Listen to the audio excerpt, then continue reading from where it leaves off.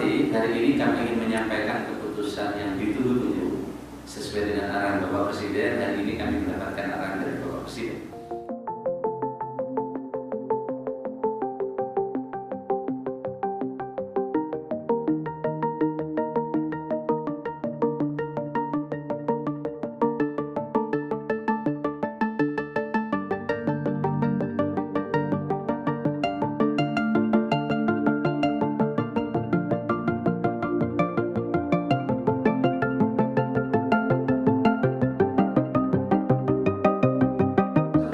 Hari ini kami ingin menyampaikan keputusan yang ditunggu-tunggu sesuai dengan arahan Bapak Presiden. Hari ini kami mendapatkan arahan dari Bapak Presiden.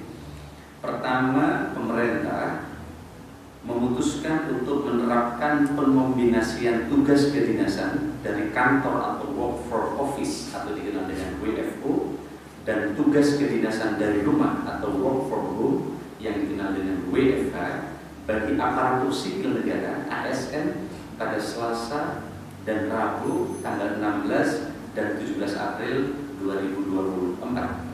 Hari ini kami terbitkan SE Kemenpan RB nomor 1 2024 tentang penyesuaian sistem kerja pegawai ASN dan instansi pemerintah setelah libur nasional dan cuti bersama Hari Raya Idul Fitri 1446 Hijriah setelah hari ini mendapatkan arahan dari Bapak Presiden.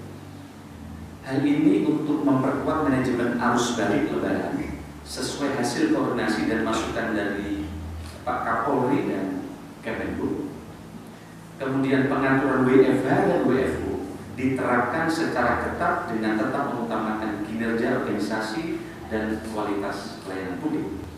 Sesuai arahan Bapak Presiden Republik Indonesia, Bapak Joko Widodo, instansi yang berkaitan langsung pelayanan publik tidak dilakukan WFH. Sekali lagi, instansi yang berkaitan langsung dengan pelayanan publik tidak dilakukan WFH alias tetap WFO 100%.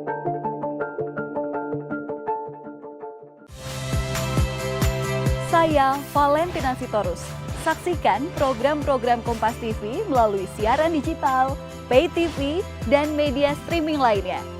Kompas TV, independen, terpercaya.